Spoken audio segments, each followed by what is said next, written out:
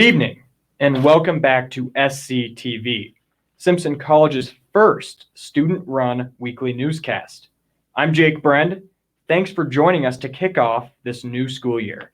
And I'm Liv Allen. Jake, it's great to have you here, and I'm excited to be back for another year. We do have a fun year ahead of us, and although this school year didn't start off as any of us would have hoped, as there was a tragic event on our campus with the loss of Blaine Schumacher. Blaine was just 22 and was one of my closest friends on campus.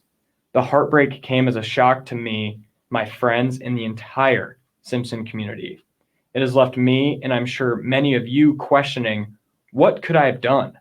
Unfortunately, there isn't much we could have done. Blaine was, or at least seemed, perfectly happy the last time that I hung out with him. That's what is so hard to grasp about this situation and suicide in general.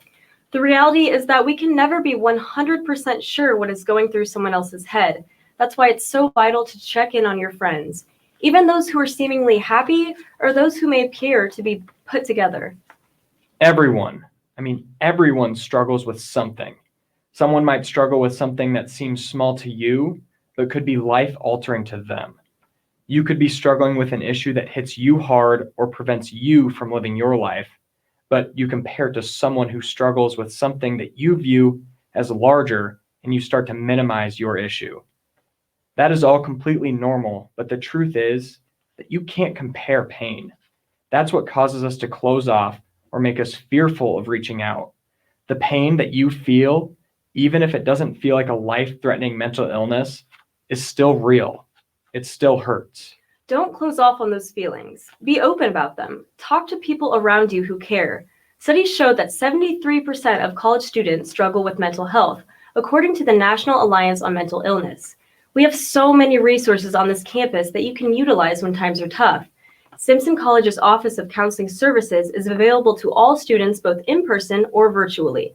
To schedule an appointment, you can visit the Counseling Services Office at Simpson anytime throughout the school year from 8 to 4:30, Monday through Friday. And you can visit afsp.org for access to a plethora of suicide prevention and mental health resources.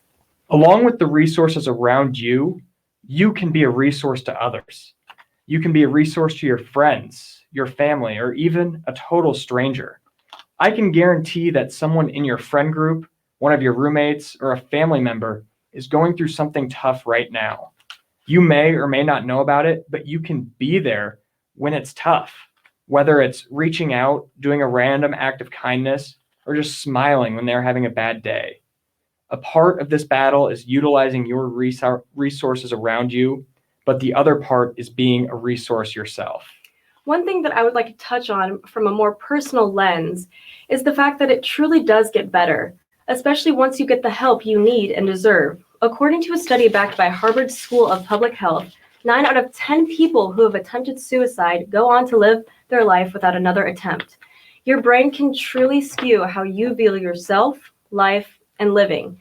Having to carry out day-to-day tasks while trudging through this type of inexplainable darkness is exhausting, especially when you feel like you're all alone in your battle. This is why I'd like to reiterate that you are not alone. It's okay to get help, and it's time for us as a community to take active steps to end the stigma surrounding mental health and support one another. Life might not always seem like it's worth living, and that's okay. Just live till it is. Thanks, Liv. And we are all in this together. Never be afraid to reach out.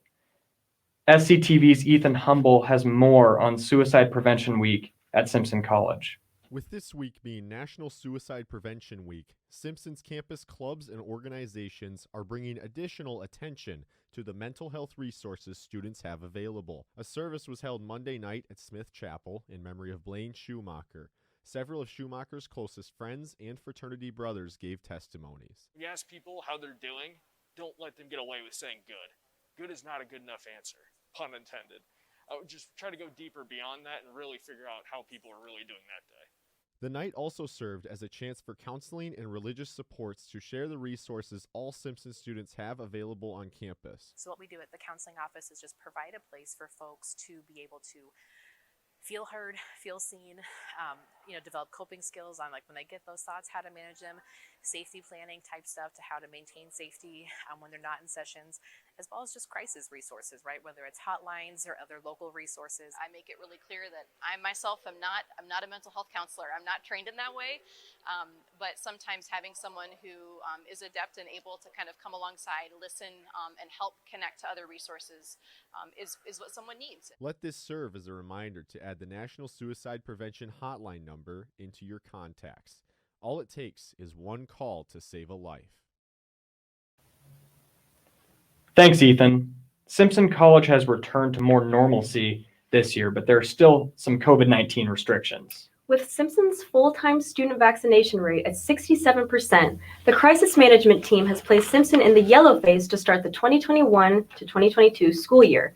We talked to Heidi Levine about yellow phase details along with student reactions to these protocols. What is involved in the yellow operational phase is mandatory mask usage inside all public areas, regardless of vaccination status. The only exceptions to that would be in a private office where everybody is vaccinated or in private residence hall rooms. As long as the vaccine rates are as low, I guess we're doing better, but if they're low enough, then I think it's needed. They're proven to work, and we've already gone through a whole year with it, whether in high school or previous years in college, so I'm used to it at this point. I think us wearing masks in 2021, especially late in the year with all these vaccines, it's pointless to wear a mask at this point. Of course, if you're like in a very enclosed space and there's multiple people who aren't vaccinated in that space, sure, you can wear a mask. But I think for the people who have been vaccinated, it should be a choice.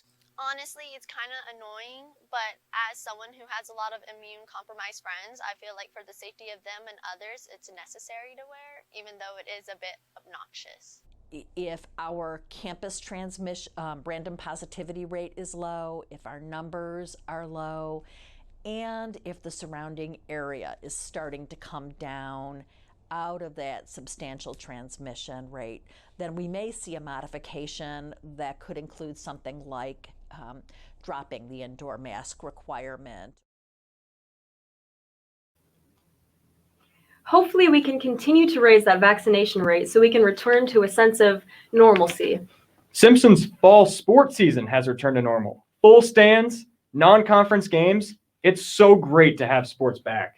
Men's and women's soccer opened up with their season's home opener last week. Jake and Mo Marks shot the highlights. Home opener from Bill Buxton Stadium against Augustana. First half, Alan Imonovich crosses it to Jordy Triana Vasquez. He collects, strikes, 2-0 Storm. More from him in a bit. Second half, Imonovich feeds Triana Vasquez again. He dribbles, dances, and makes 2 defenders miss, finding Andrew Russell for the empty net goal. Storm lead 4-0. The student section wants more, and they get it. Triana Vasquez fires his 4th goal of the night on that rocket PK. That's a hat trick plus 1 more in a 6-1 win. Women's soccer home opener on Saturday. Onto the second half off of the corner. Lizzie Arnberg heads in a beautiful goal, but it's called back due to obstruction. Max looks really bored in the stands, still tied at 0s. Jordan Folsky kicks it in, it's deflected, and ends up on the foot of Megan Roberts. It's a game winner. Storm roll 1-0 the final. They move to 1-1. Volleyball had a big week under second-year head coach KK Palia. They played 4 times, losing to Grinnell at home 3-2, losing to Minnesota Morris 3-1, but responding with wins over Wisconsin Superior and Dominican. Women's tennis lost a hard-fought battle in Cedar Rapids to Co. 6-3, and football had a tough trip down to Texas. Men's and women's cross country also both got first in the Bill Buxton Invitational at Pickard Park. Top performer Spencer Moon won ARC Runner of the Week, and we caught up with him about the announcement. I think Heath is a really good coach. I mean, I improved a lot from high school to my freshman year, and I just keep improving, so hopefully I can just keep that going. It's my first time being named it, so it's pretty exciting. Just hoping I can get it a couple more times this year and keep it rolling. He's such a great runner, Liv. Definitely. But Spencer wasn't the only Storm athlete to take home accolades this week. Jordi Triana Vasquez won ARC Player of the Week. We might see him in SCTV's top plays of the week. Coming in at number 3, Cassie Nash, the two-sport athlete, fights away the defender, turns right hip and fires a strike into the back right corner. That's Cash's first goal of the season. More from this game soon. At number 2, the same game, Jordan Folsky chases down a run, collects, and fires to the other corner of the net. The goalie never even had a chance. This tied it at 3, but the Storm lose in a nail-biter 4-3 in overtime. More soccer at number 1, and who else other than Jordi Triana Vasquez? He makes not one, but 2 defenders miss as he finds Andrew Russell for the empty net goal. The ARC leader in points and goals scored 4 goals in this one with an assist en route to a 6-1 victory over Augustana. Wow. Isn't Jordi incredible? He makes it look so easy. I don't know how he does it. That's going to be all from us.